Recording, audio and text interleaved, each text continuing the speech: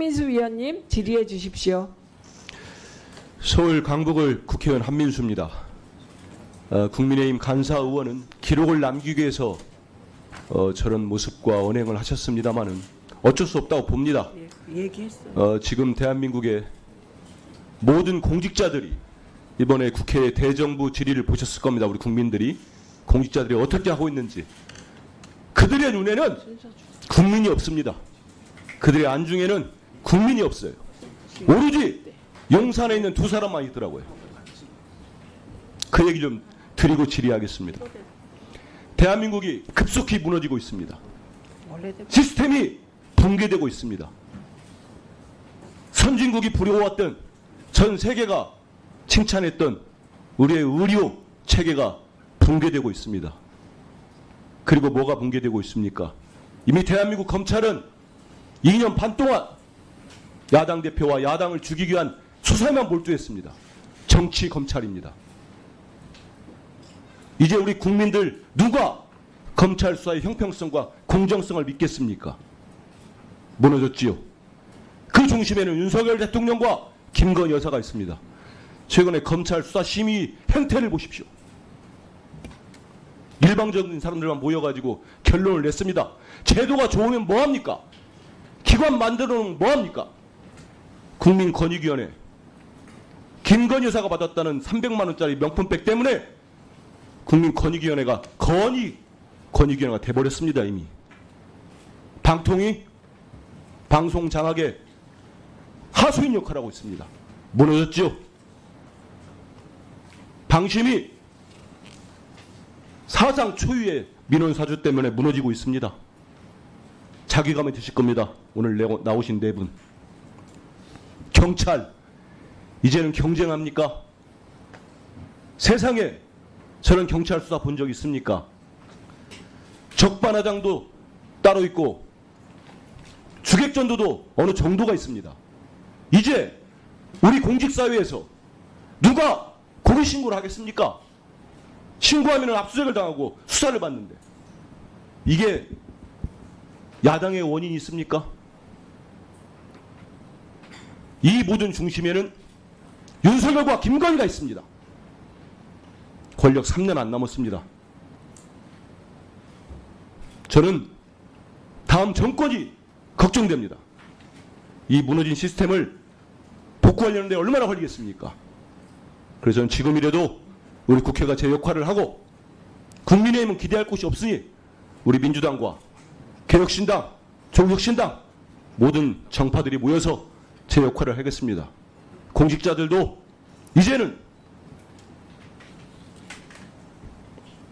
이제는 그만 놔두지 마시고 목소리를 내야 됩니다. 지난 9월 10일 날 경찰이 류일임 위원장의 민원 사주 공익 신고자를 색출한다면 대대적인 압수수색을 했습니다. 지난 1월에도 있었죠.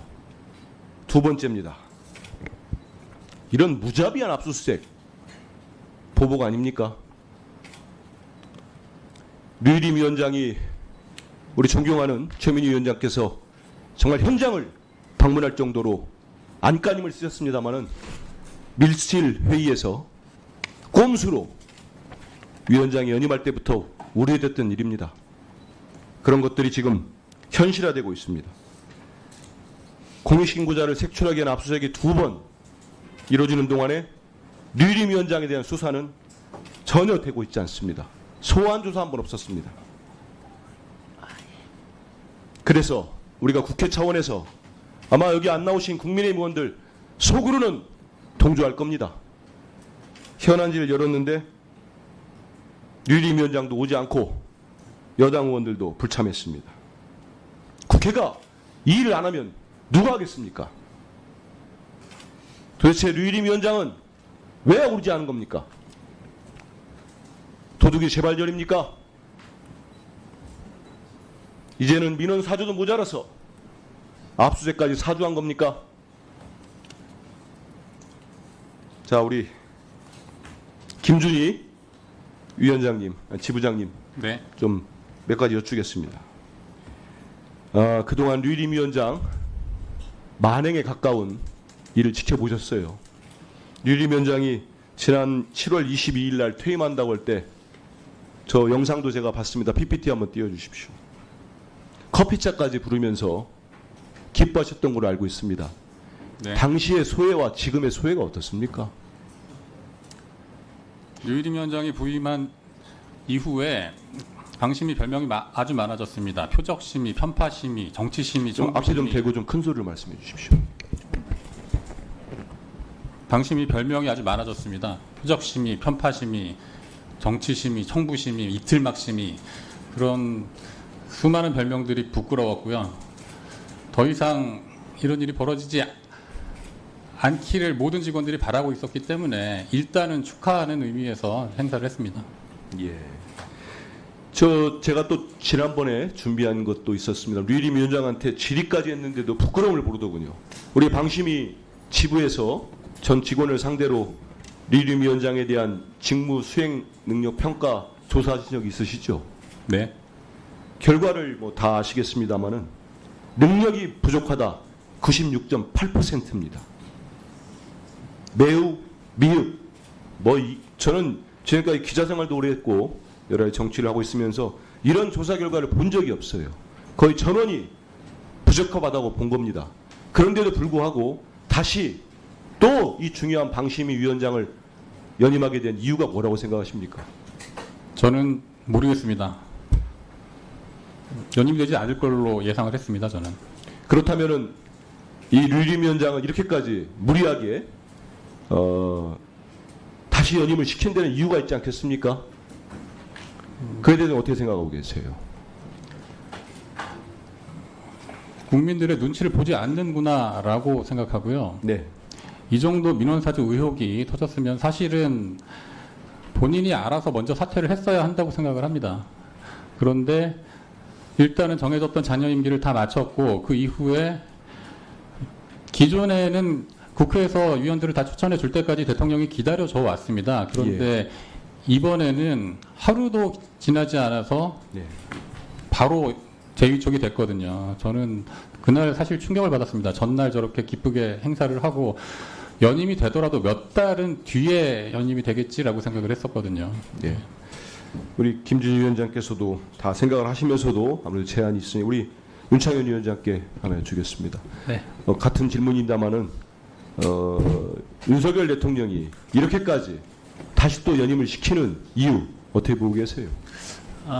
임기가 반환점을 돌았지만 윤석열 정부의 핵심적인 국정 과제 중에 하나가 여전히 방송 장악이구나라는 생각을 지울 수가 없습니다. 그러니까 저는 유일임 위원장을 포함해서 어젠가요 그 최철호 씨에 대해서 선방심의위원을 역임했던 최철호 씨에 대해서 권익위가 이해충돌이다라는 결론을 내린 것으로 알고 있습니다. 그러니까 그런 것들을 위법적 요소들을 마다하지 않고 수단과 방법을 가리지 않고 언론 표현의 자유를 억압해야 이 지지율 폭락 속에 위태로운 권력을 유지할 수 있다고 판단하는 것 같습니다. 예. 우리 김 지부장께 다시 하나 여쭈겠습니다. 지금 이런 무도한 정말 무도하다 생각합니다. 그 압수수색이 벌써 2차례 아닙니까? 네. 그 이후에 지금 우리 직원들 내부 분위기는 어떻습니까? 뭐 적반하장이라는 말을 이전부터 아주 많이 하고 있는데 네. 도둑이야 외쳤더니 도둑을 잡을 생각을 안 하고 그 외친 사람을 반복해서 괴롭히고 있다고 생각을 합니다. 괴롭히는 목적은